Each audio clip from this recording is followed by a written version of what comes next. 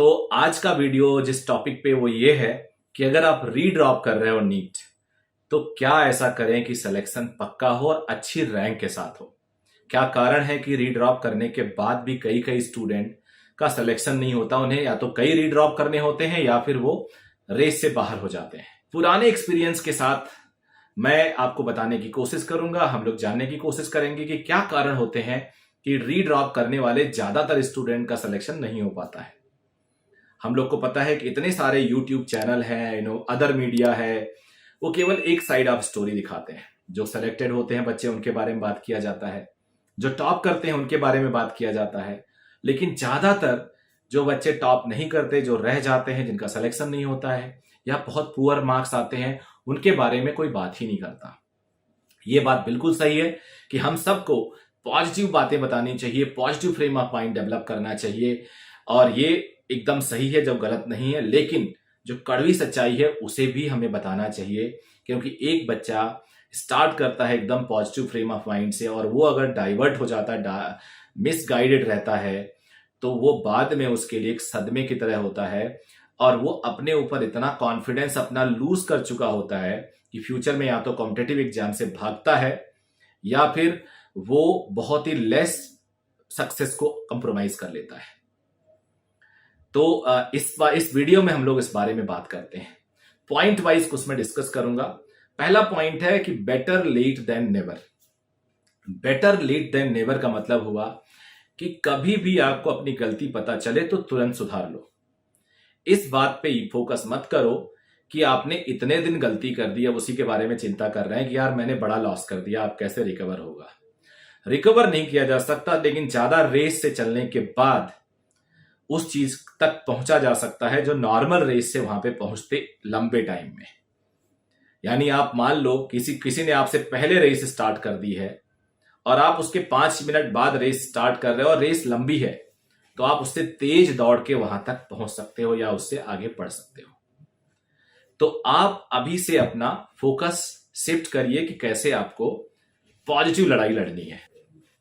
मैं खुद एक फिजिक्स टीचर हूं, मैं एक समझ सकता हूं कि ज्यादातर स्टूडेंट को फिजिक्स और केमिस्ट्री में प्रॉब्लम होती है। यहाँ पे वो टॉप स्कोर नहीं करते, कहीं ना कहीं 120 150 के बीच में फंस के रह जाते हैं। अच्छे बच्चों की बात बता रहा हूं। तो deep rooted concept of physics and chemistry is important. आपका जो रूट है बहुत ही डीप होना चाहिए।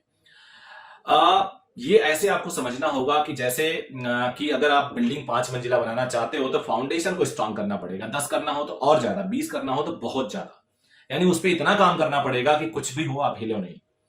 अभी एक बड़ा रॉन्ग कॉन्सेप्ट सा एक मार्केट में होता है। मैं बहुत सारे टीचर को जानता हूं, देखता हूं, बच्चे बताते हैं जिस कोचिंग इंस्टीट्यूट में बहुत भीड़ है, 10-10 20-20 बैचेस चल रहे हैं, तो नेचुरली ऐसे प्रोबेबिलिटी होती है कुछ बैच में बहुत एवरेज और बिलो एवरेज टीचर असाइन हो जाते हैं, या कहीं पे छोटी जगहों पे ऐसे टीचर पढ़ा रहे होते हैं। ये लोग बोलते हैं कि यार मेडिकल में इतना टफ नहीं आता, इसको पढ़ने की जरूरत नहीं है। बिल्कुल टफ नहीं आता, बिल्कुल पढ़ने की जरूरत नहीं है। लेकिन मेरे भाई, शायद उन लोगों ने कभी देखा ही नहीं कि टॉप रैंकर होता कैसे है। जो टीचर टॉप रैंकर को पढ़ाया होता है वही जान सकता है। मैं ऑल इंडिया फर्स्ट रैंक 2 बार पढ़ाया हूं, सिंगल डिजिट कई बार पढ़ाया हूं, हर साल 660 670 680, पीछे भी टाइम में जब इतने मार्क्स नहीं आते थे तो भी 600 से ऊपर कई बच्चों को पढ़ाता रहता था, जब 490 495 505 पे सिलेक्शन हो जाता था। कभी भी इन जो टॉप स्कोरर होते हैं ये सिलेक्शन के लिए नहीं पढ़ते हैं, ये टॉप करने के लिए पढ़ते हैं। यानी किसी भी हालत में पेपर कैसा भी इजी हो, टफ हो, इन्हें 180 में 175 या 180 ही चाहिए। यानी हर तरफ से अपने आप को मजबूत बनाते हैं। इसमें बेसिक मैथमेटिक्स बहुत बड़ा रोल प्ले करता है। बेसिक मैथमेटिक्स जो होता है उस पे हम बच्चे 5-6 घंटे बस सिर्फ काम करते हैं। उन्हें अगर डिफरेंशिएशन पता है, उन्हें इंटीग्रेशन पता है तो भूल जाते हैं, उन्हें लगता है सब कुछ आ गया। नहीं जनाब, बिल्कुल भी नहीं आया। आपको स्लोप आना चाहिए, आपको कुछ कुछ शॉर्टकट्स आने चाहिए, आपको पता होना चाहिए कैसे क्वाड्रेटिक सॉल्व किया जाता है, क्यूबिक का बिहेवियर कैसा होता है, पावर 4 का बिहेवियर कैसा होता है। ये सारे तो छोटा छोटा एग्जाम्पल बता रहा हूं। बहुत सारे ट्रिग्नोमेट्रिक फंक्शन कैसे बिहेव करता है, साइन कर्व, कोसाइन कर्व, ये सब आपको पता होना चाहिए। कभी भी डेरिवेशन बेस्ड स्टडी अगर आप कर रहे हो तो आपको फेल नहीं करेगा।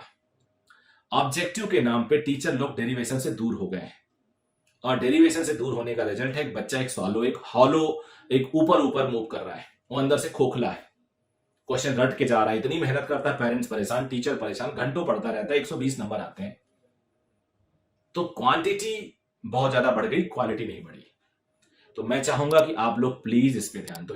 क्वेश्चंस को बहुत तरीके से पूछा जा सकता है, तो आप बाउंड्री जरूर फिक्स रखो, लेकिन अपने लिमिट को खोल दो। आपको उससे रिलेटेड सब कुछ पढ़ना है, कुछ छोड़ना नहीं है, क्योंकि आपको सिर्फ सिलेक्शन नहीं लेना है। आप ऐसी गलती ना करो जैसा लोग करते रहते हैं। अब मैं सेकंड पॉइंट पे आता हूं, जिसको मैं कहता हूं मेंटरशिप इज इंपॉर्टेंट। आपका एक मेंटोर होना चाहिए, राइट मेंटोर चूज करना बहुत इंपॉर्टेंट है। ऑनलाइन कोचिंग कर रहे हो, ऑफलाइन कोचिंग कर रहे हो, बट कंसिस्टेंसी मेरे हिसाब से ऑफलाइन से आती है। ऑनलाइन मेरे साथ सारे बच्चे एग्री कर रहे होंगे, कई बार आपकी क्लास चलती रहती है, आपका मोबाइल बगल में बच जाता है, आप थोड़ी देर के लॉस्ट हो जाते हो, वीडियो बंद होते ही 50% टाइम आप लॉस्ट रहते हो, कभी भी कंसंट्रेट नहीं कर सकते। ये बड़े लोगों के साथ होता है, तो आप तो बचे हो। तो कोशिश करो कि अगर पॉसिबल हो तो ऑफलाइन ही ज्वाइन करो। टेस्टिंग प्योरली ऑफलाइन होना चाहिए मेरे भाई। जब एग्जाम में ऑफलाइन पूछा जाता है तो आप ऑनलाइन कैसे टेस्ट कर सकते हो? अगर ऑनलाइन कहीं से ज्वाइन किया है तो उसका प्रिंट आउट लो, OMR की प्रिंट आउट लो और उसको रियल टाइम में भरने की कोशिश करो। यहीं से आपका कॉन्फिडेंस डेवलप होगा। और ईमानदार रहो, चीटिंग मत करो। ऐसा करते हैं बच्चे, मैं बता रहा हूं, ऐसे लोग कभी भी आगे नहीं बढ़ सकते और बढ़ना भी नहीं चाहिए ऐसे लोगों को आगे। आपको जो काम करना है ना, वो बड़ी प्रिसीजन और एक्यूरेसी से करना है। ये मत सोचो कि आप ऐसे एग्जाम दे रहे हो जहां पे बहुत टफ पेपर आता है, बहुत कम नंबर पे सिलेक्शन होता है। टाइम मैनेजमेंट, फिजिकल जो टेस्ट आप करते हो उसका डिस्कशन, क्वेश्चन का डिस्कशन, एक ग्रुप बनाना पॉजिटिव बच्चों का, 5-6 बच्चों के साथ, जिसमें क्वेश्चन डिस्कस हो रहा है, टीचर के साथ डिस्कशन हो रहा है, possibility method of question solving, क्या क्या मेथड हो सकते हैं, ये सब बहुत जरूरी है। तीसरी बात बताता हूं मैं, miracle does not happen, at least in NEET exam. यहां पे नहीं होता। वैसे तो ये किसी एग्जाम में नहीं होता, बट नीट में तो बिल्कुल नहीं होता। ये मत सोचो पूरे साल आप 300, 350, 250 नंबर ले रहे हो और आखिरी में आप जाकर टेस्ट सीरीज ज्वाइन करोगे और आपके हो जाएंगे 600, 650। बिल्कुल नहीं होंगे। आप ऐसा उम्मीद ना पाले। रेगुलर टेस्ट के परफॉर्मेंस की मार्क्स इंपॉर्टेंट होती है और ये मैटर करती है। आप 250 से स्टार्ट करो, 150 से स्टार्ट करो, doesn't matter, but graph should be going up. Graph ऊपर ही होना चाहिए, अदरवाइज आपको फेल कर देगा ये। Regular improvement in your performance even if you're scoring 300 is important. ऐसा ना हो कि लेट हो जाए और आपका एक साल और बर्बाद हो जाए। तो ये मिरेकल की उम्मीद मत करिए, आपको हर चीज धरातल पे करनी होगी। और उसके बाद जो चौथा पॉइंट है वो mobile kills, social media kills. अगर आप लाइफ में सबसे ज्यादा प्यार स्टेथोस्कोप, व्हाइट एप्रन से करते हो ना, तो ये मोबाइल को साइड लाइन कर दीजिए एक साल के लिए। जिंदगी भर रोएंगे आप। अच्छा कॉलेज मिलना होगा, उससे नीचे वाला मिलेगा। टॉप मिलना होगा, टॉप से नीचे वाला मिलेगा। बॉटम मिलने वाला होगा तो मिलेगा ही नहीं, ये जान लीजिए। आप ये मेरी बात बाद में रियलाइज करेंगे, मैं अपने पूरे एक्सपीरियंस के साथ बता रहा हूं। तो ये जो 4 पॉइंट मैंने बताए, इस पे फोकस करिए। बहुत सारी बातें करने को है, धीरे धीरे हर दिन वीडियो में आके करूंगा, आइएगा जरूर।